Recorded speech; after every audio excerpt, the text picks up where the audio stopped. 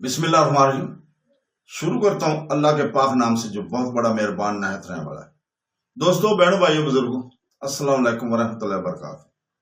تاریخ اسلام میں طارق بن زیاد کی ہم داستان کو جاری رکھے ہوئے ہیں۔ آج اس کی 28 نمبر قسط ہے جس میں ہم آپ کو خوش آمدید کہتے ہیں۔ دوستو، بہنوں، بھائیوں، بزرگوں، کل ہم بیان کر رہے تھے کہ طری بن مالک نے کلیسیا کے الیان سے ملاقات کی اور اس الیان نے جو کلیسیا کا سربراہ تھا اس نے مارتن کو جانے کی اجازت دے دی تھی ایک تنبیہ کے ساتھ، اور کہا تھا کہ اگر تو نے کچھ کوشش کی، اگر تو نے طری بن مالک کے خلاف حرکت میں آنے یا لوسیا کی طرف کوئی قدم اٹھانے کی کوشش کی تو وہ دن تمہاری زندگی کا آخری دن ہوگا۔ مارتن نے اپنے سر کو جھکائے، شرم سار ہو کر چلا گیا۔ اس کے جانے کے بعد الیان نے پھر طری بن مالک کی طرف دیکھتے ہوئے کہا، اے ابن مالک، تم اس کے علاوہ بھی کچھ کیا میری طرف سے کوئی یقین دہانی چاہتے ہو؟ اس پر طری بن مالک نے مسکراتے ہوئے کہا، اے بزرگ الیان، اب مزید میں آپ کی طرف سے کچھ نہیں چاہتا۔ یقیناً آپ نے مجھے اپنے رویے سے خوش اور مطمئن کر دیا۔ طری بن مالک کا یہ جواب سننے کے بعد اسقف الیان کسی قدر سنجیدہ ہو گیا اور دوبارہ اس نے طری بن مالک کو مخاطب کرتے کہا، اے ابن مالک، جس کام کا سلسلے میں تم میرے پاس آئے تھے وہ تو طے ہوا۔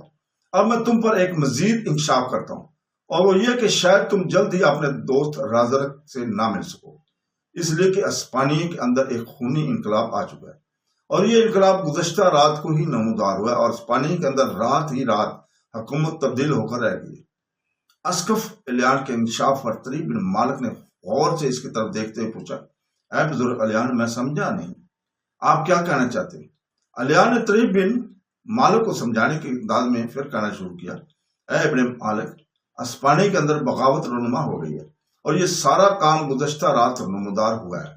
اسپانیہ کے بادشاہ اتیشا اور اس کے بیٹے یورا کو جو ولی عہد بھی مقرر کیا جا چکا تھا، دونوں کو قتل کیا جا چکا ہے۔ اسپانیہ میں جہاں کل تک اتیشا بادشاہ تھا، وہاں آج موت کے میدان کا ناظم اور اتیشا کا سردار رازرک اسپانیہ کا بادشاہ بن گیا ہے۔ ابھی تک جو خبریں سننے میں آئی ہیں ان کے مطابق رازرک اندر ہی اندر اتیشا کے خلاف کام کر رہا تھا۔ اس نے اتیشا کے دونوں بڑے بیٹوں شانجا اور جیوس کو بھی اپنے ساتھ ملا رکھا تھا۔ یہ شانجا اور جیوس بھی اپنے باپ کے خلاف اور اس کے رویہ سے ناراض اور نالاں تھے، اس لیے کہ اتیشا نے ان دونوں کو نظر انداز کر کے اپنے چھوٹے بیٹے یورا کو اپنا ولی عہد مقرر کر دیا تھا، جبکہ یورا کے اتیشا کی چھوٹی بیوی شانجا اور جیوس اتیشا کی بڑی بیوی کے بطن سے پیدا ہوئے ہیں۔ اس کے علاوہ یہ بھی اطلاعات سننے میں آئی ہیں کہ اتیشا کی بیوی اور اس کی بیٹی اکلما کہیں روپوش ہو چکے ہیں، اور تاہم رازرک اور اس کے کارکن بڑی سرگرمی کے ساتھ ان دونوں ماں بیٹی کو تلاش کرنے میں مصروف ہیں۔ سنو ابن مالک، اب اسپانیہ کا بادشاہ اتیشا نہیں رازرک ہے، اور میں تمہیں مزید بتاؤں کہ گزشتہ رات اتیشا کو قتل کرنے اور حکومت کا تختہ الٹنے کے بعد رازرک نے ایک لڑکی سے شادی بھی کر لی جس کا نام لونا ہے۔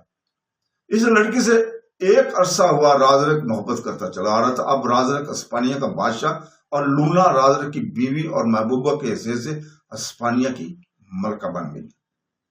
اسقف الیان کی یہ گفتگو سن کر طری بن مالک کچھ پریشان سا ہو گیا تھا۔ تھوڑی دیر تک وہ گردن جھکائے کچھ سوچتا رہا، پھر اس نے اسقف الیان کی طرف دیکھتے ہوئے کہا، اے بزرگ الیان، اب ہمارا مزید اسپانیہ کی سرزمین میں ٹھہرنا خلاف مسالت نہیں بلکہ خطرناک بھی ہے۔ اب آپ کو لوسیا کے سلسلے میں کوئی زحمت اٹھانا پڑے گی۔ بزرگ الیان، میں نے اپنا ارادہ بدل لیا ہے۔ میں اب لوسیا کو یہاں آپ کی کلیسیا میں نہ ٹھہراؤں گا، بلکہ ہم تینوں ساتھی لوسیا کو لے کر ابھی اور اسی وقت افریقہ کی طرف روانہ ہو جائیں گے۔ طری بن مالک کی یہ گفتگو سن کر اسقف الیان نے بڑی فراغت دلی کا مظاہرہ کرتے ہوئے کہا، اے ابن مالک، اگر تم کسی کی طرف سے اپنے ساتھیوں اور اسی لوسیا کے لیے خطرہ محسوس کرتے ہو تو تم اس کلیسیا میں قیام کر سکتے ہو۔ یہاں تمہیں کسی قسم کی کوئی خطرہ اور خدشہ نہیں۔ جب تک تم چاہو یہاں قیام کرو، پھر جب چاہو اپنی مرضی کے مطابق یہاں سے افریقہ کی طرف کوچ کر جاؤ۔ طری بن مالک اسقف الیان کی اس گفتگو کا کوئی جواب دینے میں ہی والا تھا کہ اس کمرے کے دروازے پر 10 مسلح جوان نمودار ہوئے، اور طری بن مالک کی طرف دیکھتے ہوئے ان میں سے ایک بولا، اے ابن مالک، ہم گزشتہ رات سے آپ کی تلاش میں سرگرداں ہیں۔ آپ کو اسپانیہ کے بادشاہ رازرک نے طلب کیا ہے۔ رات کے وقت ہم پہلے آپ کی رہائش گاہ کی طرف گئے، لیکن وہاں پر کفر لگا ہوا تھا۔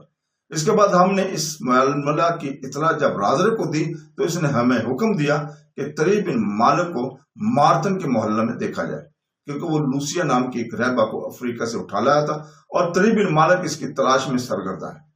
ہم جب مارتن کے محلے میں گئے تو وہاں سے خبر ملی کہ مارتن تو لوسیا کو لے کر تبیرا کی طرف بھاگ گیا، اور یوں ہمیں تلاش کرتے کرتے صبح ہوگی۔ تھوڑی دیر قبل ہماری نگاہ مارتن پر پڑ گئی تھی۔ ہم نے اسے پکڑ لیا اور اسے استفسار کیا کہ اسے پتہ چلا کہ آپ اپنے ساتھیوں کے ساتھ اس کلیسیا کے اندر ہی ہیں، کیونکہ ہمیں رازرک نے حکم دیا تھا کہ مارتن جہاں کہیں بھی نظر آئے اس کی گردن کاٹ دی جائے۔ لہٰذا اے ابن مالک، ہم نے مارتن کو قتل کر دیا، اور آپ ہمارے ساتھ چلیں، کیونکہ اسپانیہ کے بادشاہ رازرک نے آپ کو طلب کیا ہے۔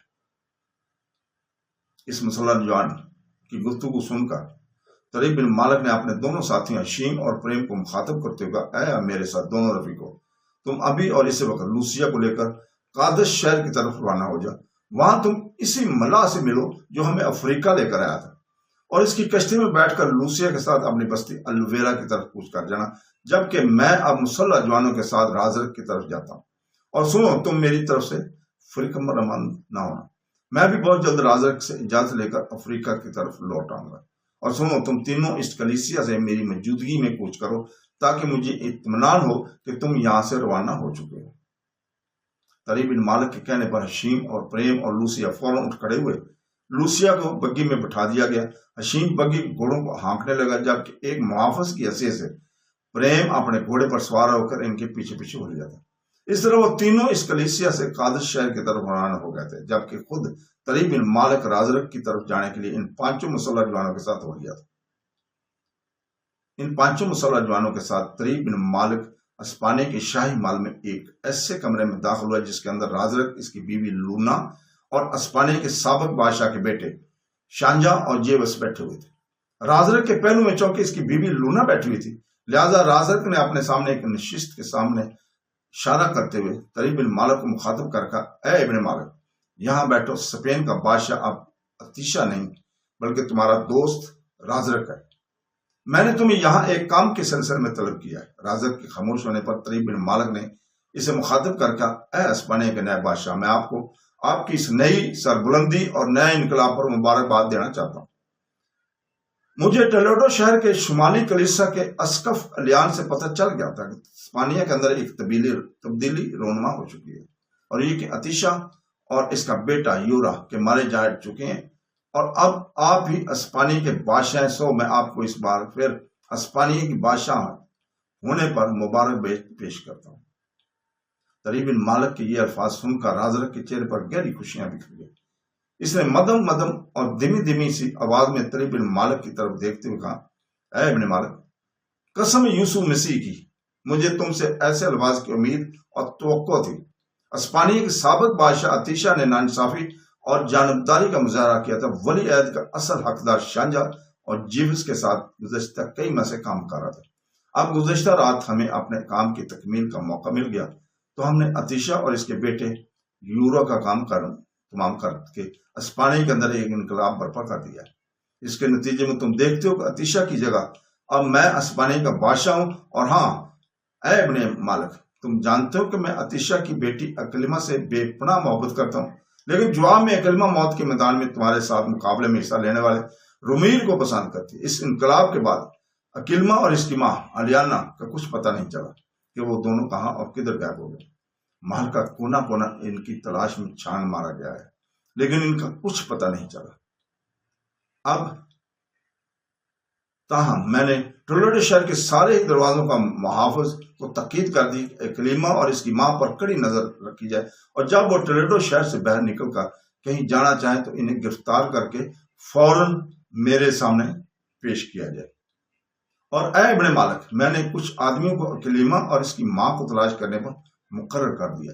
یہ لوگ ٹولیڈو شہر کی اطراف کے علاوہ اسپانیہ کی سرزمین کا چپا چپا چھان ماریں گے، اور امید ہے کہ ایک نہ ایک روز وہ اکلیما اور اس کی ماں کو ضرور گرفتار کر کے میرے سامنے پیش کریں گے۔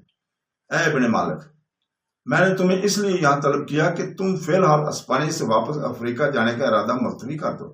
تم اپنے ساتھیوں اور رہبر روسیا کو بے شک افریقہ کی طرف روانہ کر سکتے، لیکن تم کچھ عرصہ کے لیے اسپانیہ کی سرزمین میں ہی قیام کرو، مجھے یہاں کئی موقع پر تمہاری ضرورت پیش آئی۔ تو دوستو، اس کے ساتھ ہی آج یہیں رکھتے ہیں، کل انشاءاللہ تعالیٰ اگلی قسط میں یہیں سے شروع کریں گے۔ اللہ حافظ۔